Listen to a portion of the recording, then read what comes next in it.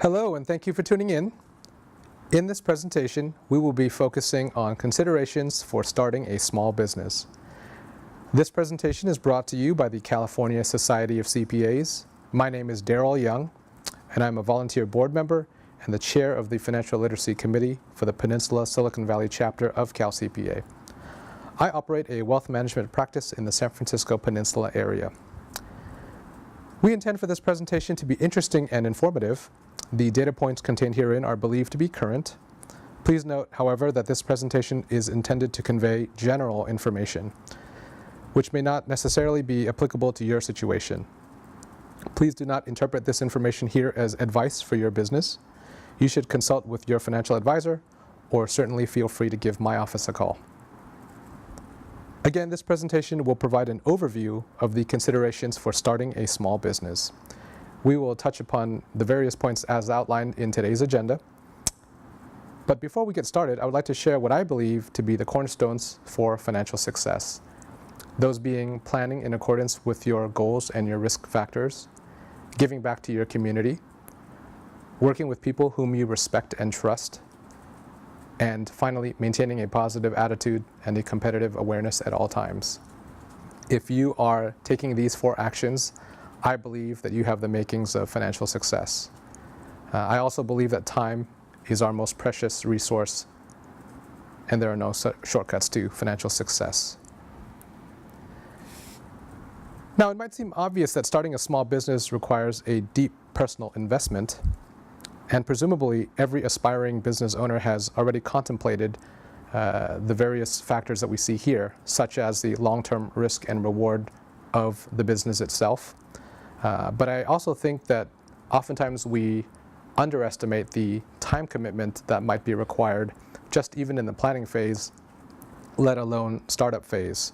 Also think that owners should consider how they intend to maintain their daily financial stability, keeping a roof over their heads, food on the table, etc. And whether or not this venture might take a toll, stress-wise or otherwise, on that business owner's health, and not just that person, but also the health and stress levels of the family members related to that person.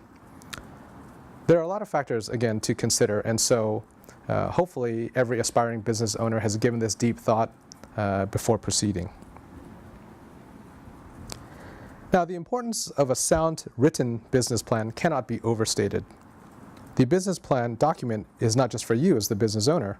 Chances are your stakeholders will want to see it too. I suppose the document could be 10 pages or 100 pages. The key is that the business plan adequately conveys the overall opportunity and how you plan to develop a successful enterprise. Let's review some of the key components to a business plan in no particular order. How about marketing? The brand of your company, the name, the logo, and these days having a URL and a website seems like standard practice. Having a platform for sales development. What about your product or service niche? Understanding your competition. Having a strategy to continuously grow and innovate.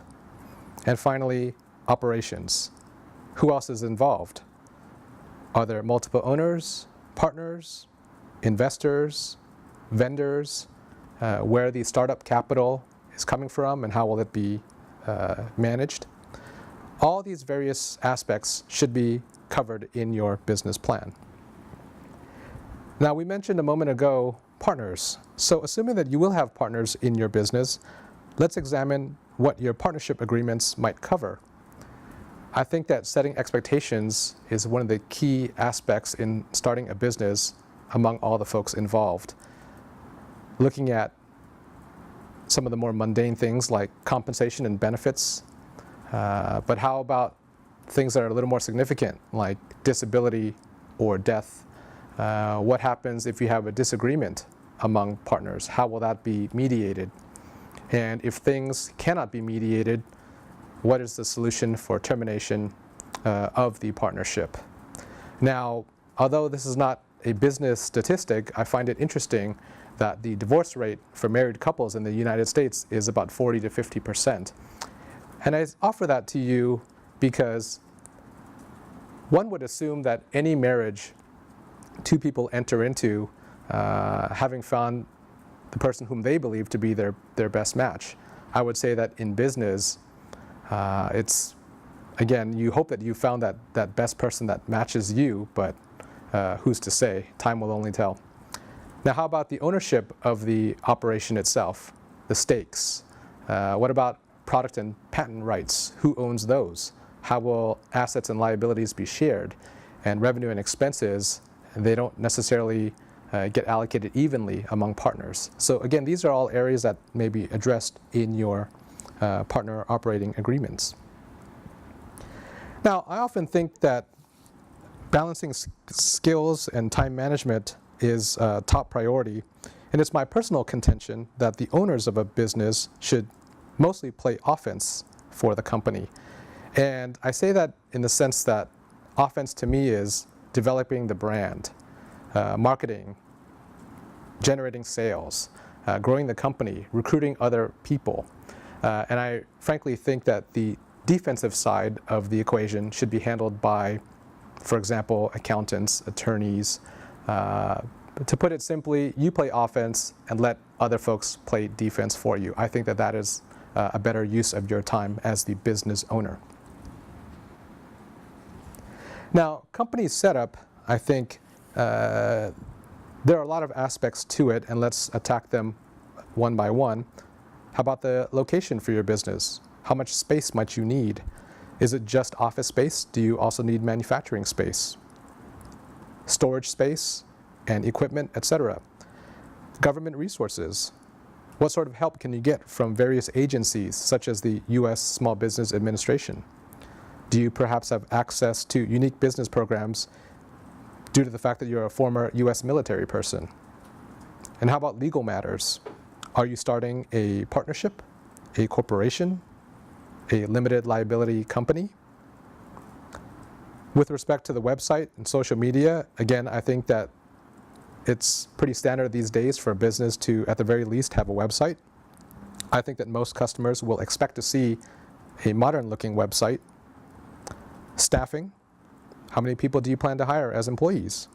Or will you be using independent contractors?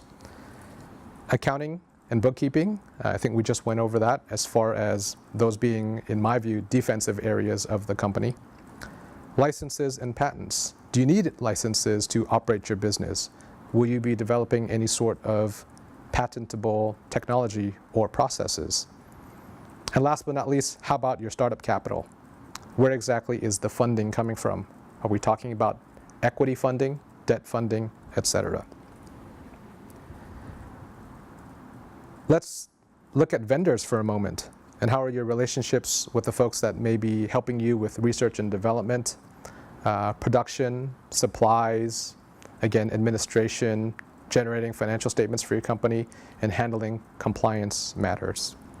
These are folks who are not necessarily employees of your company, but people that enable you to do what it is that you do.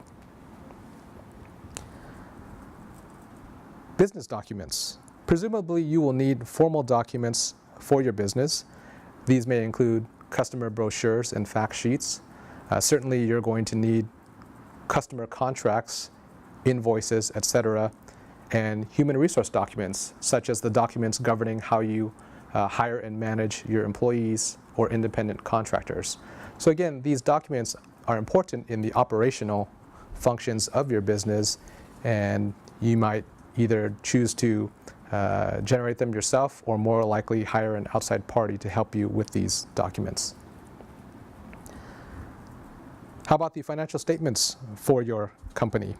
Now, you as the business owner might not necessarily understand the nuances of creating financial statements, but I certainly think that you should be adept at interpreting the financial figures for yourself and explaining those results at a meaningful level to your stakeholders. The three essential financial statements being the balance sheet, the profit and loss statement, sometimes also called the income statement, and the cash flow statement.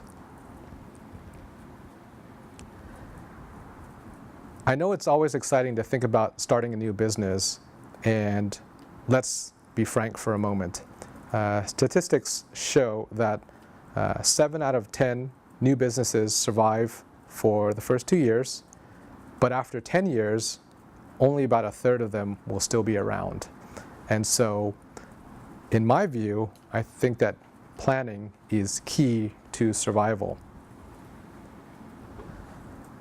To the entrepreneurs who are viewing this webcast, I sincerely thank you for your time and attention.